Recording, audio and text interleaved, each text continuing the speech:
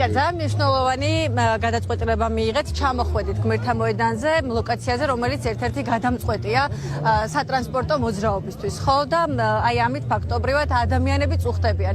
მაგრამ ეს არის მნიშვნელოვანი, რომ ადამიანებმა გაიგონ რისთვის სივრცით. ჯობია ახალგაზრდებიც ამბობდნენ, რომ ჯობია ახლა იყვნენ საცობში, ვიდრე მერე მთელი ცხოვრება რუსეთის გზაზე და რუსეთში ჭაობში. რას ეტყვით ახალგაზრდებს, ადამიანებს, რომლებიც ეს რაღაცნაირად უკმაყოფილოები არიან ხოლმე? არა მგონია, დიახ, მოგესალმებით მაგრამ ძალიან მცირეა ეს ნაწილიც, ესეც აღსანიშნავია. მოგესალმებით, უკმაყოფილო ხალხი საბჭოთა კავშირი როდესაც ინგრეოდა, მაშინაც იყვნენ რატო ინგრევა საბჭოთა კავშირი და ახლაც არიან საბჭოთა კავშირი რო დაინგრა, მაინდა-მაინც სასარგებლო არ იყო. ასეთ ხალხ ყოველთვის იარსებებს, ეს არ არის პრობლემა, თავარია უმრავლესობის ნება ახსოვდეს. უმცირესობის ნება ვერ უნდა ძალადობდეს უმრავლესობის ნებაზე. თუ ეხლა დემოკრატიულ სახელმწიფოზე ვსაუბრობთ, ხო? ეხლა ეგრეთ წოდებული პარლამენტი უნიკალური შემთხვევაა რა ნამდვილად. ეგრეთ წოდებული საქართველოს პარლამენტი თავისი შინაარსითაც და ფორმითაც სიყალბითაც არის ალბათ გამორჩეული სოფლიო პარლამენტარიზმის ისტორიაში. ყველა ასპექტში ჩიხური მდგომარეობა აქვს. ეხლა დაწყებული იქნა რომ არ აღიარა არავინ არ აღიარა სადიკრებებიან ზეკ, არავინ არ აღიარა, ხო? არც ელჩები დაესრებიან, პლუს საკონსტიტუციო სასამართლოში არის გასაჩივრებული. ხო, საჩისაც არ განიხილავენ. პრეზიდენტმა პირველი სხდომა არ მოიწვია, ხო? ეხლა პრობლემურია ნამდვილად, ხო? ეგრეთ წოდებულ პარლამენტში საკონსტიტუციო რაოდენობაც კი არ არსებობს დეპუტატების, არა თუ საკონსტიტუციო რაოდენობა არ არსებობს დეპუტატების, 2/3 შემადგენლობაც არ არის. წარმოიდგინეთ, ანუ 150-დან 150 კაცია პარლამენტში, 2/3-იც კი არ არის. არავინ არ აღიარა, არა ლეგიტიმური ხარ, მოიპარე, წააგე და მაინც გაიფორმე, პლუს ხარ იმაზე ნაკლები, ვიდრე 2/3-იც არის. ნუ ეს სასაცილოც არის უბრალოდ ამაზე საუბარი. და კარგად დავფიქრე. როგორ შეიძლება თავის თავს უნდა მიანიჭონ ლეგიტიმაცია, ახლა ზეგ ისინი პარლამენტში შესვლით პრობლემას და კრიზისს კი ვერ ლახავენ. იღრმავებენ. და იმრავლებენ პრობლემას და კრიზისს როგორაც რა უნდა გააკეთო. ერთი რამის იმედი შეიძლება ქონდეს, რომ იქნებ ეს წინააღმდეგობრივი მოძრაობა შეჩერდეს. არ შეჩერდება, ვინმე არ არის ვინ წააგო, ვინ დამარცხდა. აქ სხვა საკითხი დგას, ხო, სასწორზე დღის წესრიგში თავისუფლება თუ ავტორიტარიზმი. ანუ ერთი კაცის მმართველობა თანაც რუსული თუ თავისუფლება დემოკრატიული მმართველობა, სადაც არჩევნებიდან არჩევნებამდე ამორჩეველი წვეთს ვისმის ცეცხლმა და ხელისუფლებები იცვლება, ქვეყანა ვითარდება, ევროკავშირის წევრი სახელმწიფო ხდება.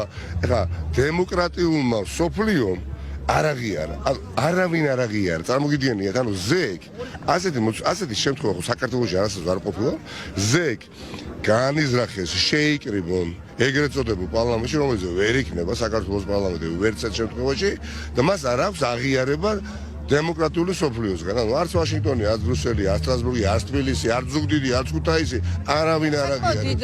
არც საერთაშორისო ორგანიზაციები. გამოსავალი, მათი გამოსავალი არის ერთ რამეში დანახული, რომ ეს როგორც უკვე ვთქვი, წინააღმდეგობრივი მოძრაობა შეჩერდეს. პირიქით, არ შეჩერდება, არ შეწყდება.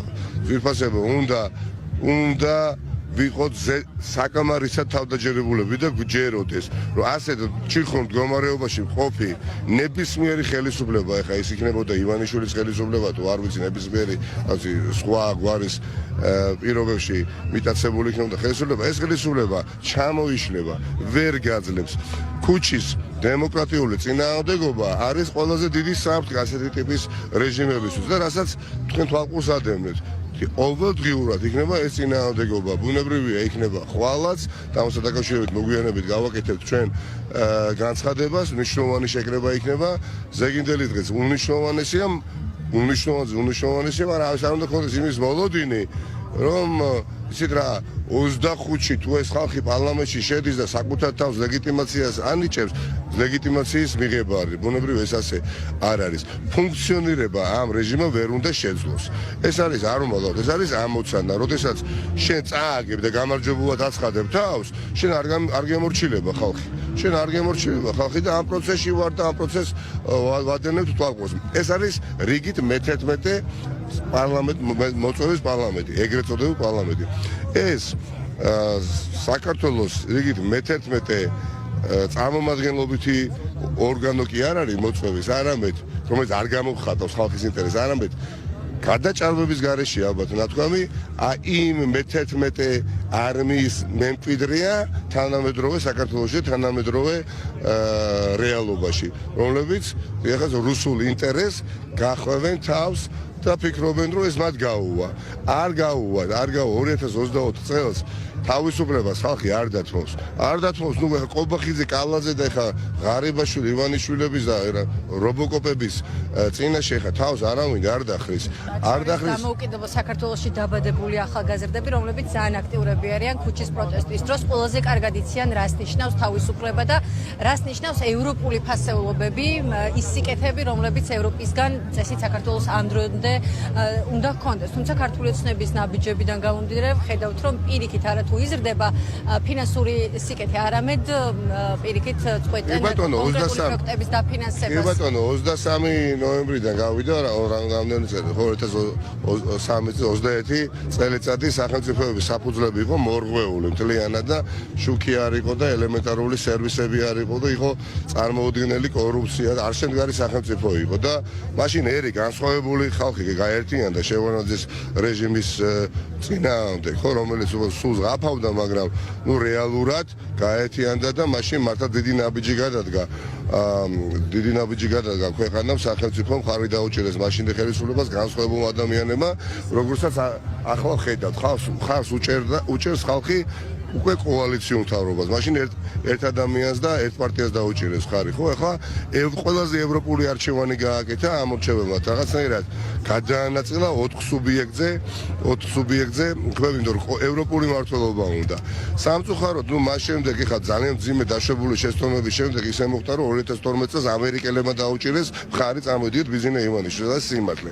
ანუ წინა ხელისუფლების მძიმე დაშვებული შეცდომების შედეგად შენი საუკეთესო პარტნიორი გახდა იძულებული ივანიშვილისთვის დაეჭირა მხარი და უკრაინაში